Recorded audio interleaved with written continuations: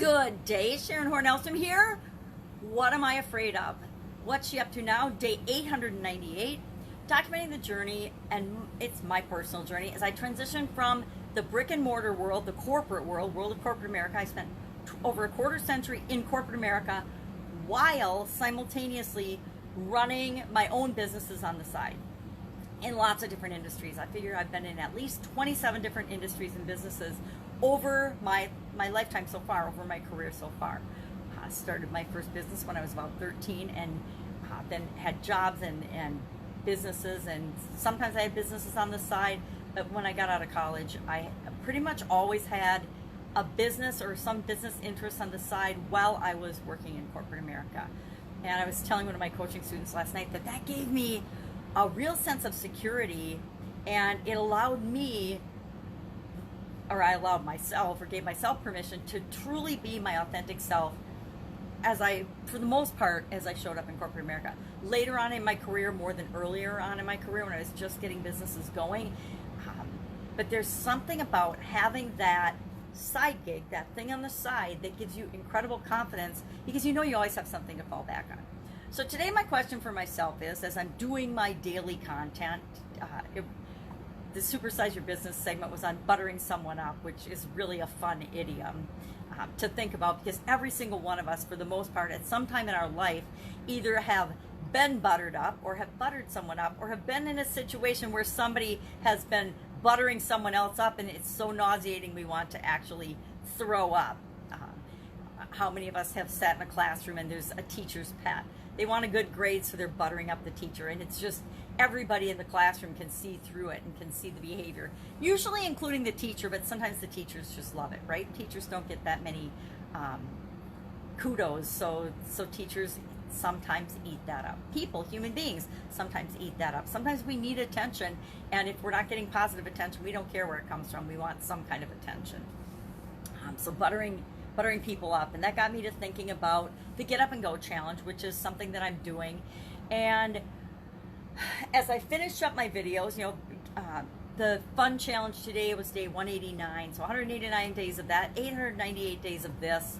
I guess over 500 episodes of Supersize Your Business and dealing and identifying the origin and the meaning of different idioms. What do they mean? And then how does that apply to your business? Because you might say, well, how does buttering someone up apply to my business? Well, every single idiom so far, I found ways to tie that into how you use that to build and grow and supersize your business.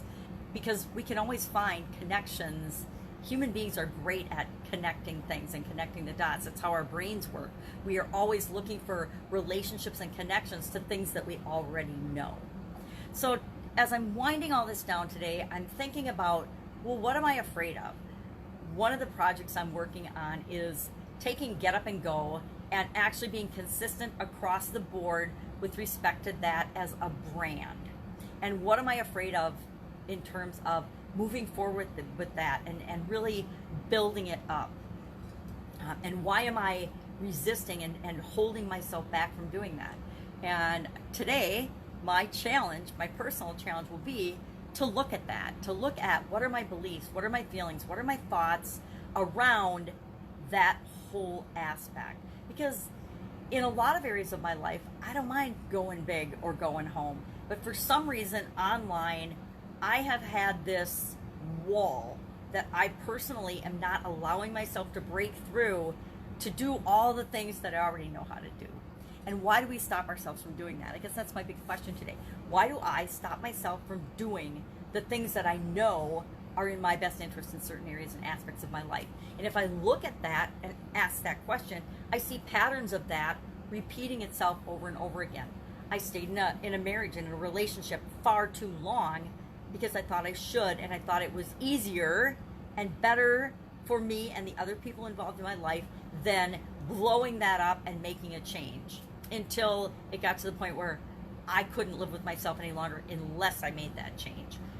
I've stayed in jobs and in businesses too long, beyond the point of it being in my interest anymore. It's like, hey, I'm in this business, we've been in this business, it's clicking along, It's a great little business, but I freaking hate it. Have you ever had that feeling? Or I'm in this job, it was a great job. Yeah, I had a lot of fun at it for 3 years, but now I'm pretty much done. All I want to do with this particular position, this job, what's next? Is there something next for me here? If there isn't, I'm out of here. I need to go do something else. I need a new challenge. So I want to look at that and look at that pattern of behavior, of staying too long, and ask and figure out for myself, why have I done that in the past, and am I doing that now, and what is causing me to believe that I need to keep this just small and super tight and super close knit, and only a few people get exposed to it, because that's really not fair, because a lot of people right now are struggling and absolutely positively need to have a way of not struggling anymore, actually living their life in a way that feels good to them instead of in a way that doesn't feel good to them. So, if I look at it that way, I'm cheating people out of the information that they could have that could make their life better.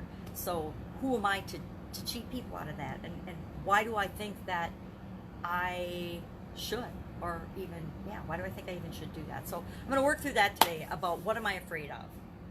And I'm going to do it specifically with respect to this Get Up and Go challenge, because I've been doing challenges for decades, literally decades of challenges. We all have. As human beings, guess what? If you're listening to my voice or seeing my face, you have been through thousands and thousands, if not tens of thousands, or even 100,000 challenges in your life, depending on how old you are. And you've overcome and succeeded in each and every one of them. We all have. So I've been on purpose doing challenges for decades. Why would I not want to teach other people how I do them and how I have figured out ways to make them actually work out for me? Most people see challenges and obstacles as devastating blows to their life and their ego. And they can be, but they only can be if we let them be. So I've had some big blows, and I always figure out a way to recover from them. And then guess what? Something else happens, because that's life. Life is all about us dealing with the experiences that come our way, that we encounter, to become the best version of ourselves, the best person we can possibly be. So I too am on that journey, and will be on that journey till the day I die. So why not share the wisdom that I've had along the way to help other people, number one, so they don't have to go through some of the trials and tribulations and BS mistakes that I have. We do this with our kids. We try to teach our kids lessons that we've learned along the way, and we hope they get it. And sometimes we get this flash and this glimmer of light where we're like, oh my God, you absolutely positively have listened to me. But then we also see in our kids the same mistakes, the same hang-ups, the same challenges that we've had in certain areas of our life. We see them repeating those patterns in their life. And those are the things that I'm in the process of trying to break and say, okay, I need to shut down and eliminate this pattern in my life, because as much as I don't realize it's been going on, my kids have been seeing it, and they're seeing it at a subconscious level, and usually at a conscious level as well, more than we see things in ourselves. And so there's a couple of things that I've done in different areas of my life that I don't want my kids to repeat those patterns, if that makes sense. Anyway, that's it. That's all I've got today. Working on some personal development stuff today. Got some coaching calls. Got an accountability call today with my coach. And that's it. That's all I got to say today. I will be with you tomorrow, let you know what's going on, what I'm working on, what I come up with in determining what I'm afraid of. I'm actually going through Lynn Grabhorn's book. She calls it a playbook. Excuse Me, Your Life is Waiting. And that's why it brings up all these things that, most of us don't even think about. And I haven't thought about, last time I went through the playbook was in 2011 after my sudden cardiac arrest. And I got so much out of it that as part of the Get Up and Go challenge, I decided I would go back to that. I would commit to going through that book again. So that brings up lots of personal development things that each and every one of us, me especially, want to be working on to make sure I'm showing up in my life as best I can. All right, have an amazing day. If you have any questions, if I can help you in any way, ask in the comments below. Otherwise, I will be with you tomorrow. Again, I was talking to somebody about some strategic things and some tactics and hacks yesterday that I'm going to look into today.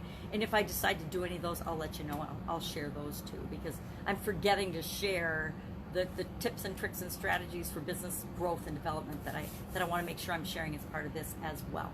All right, have an amazing day, and I will, of course, be with you tomorrow.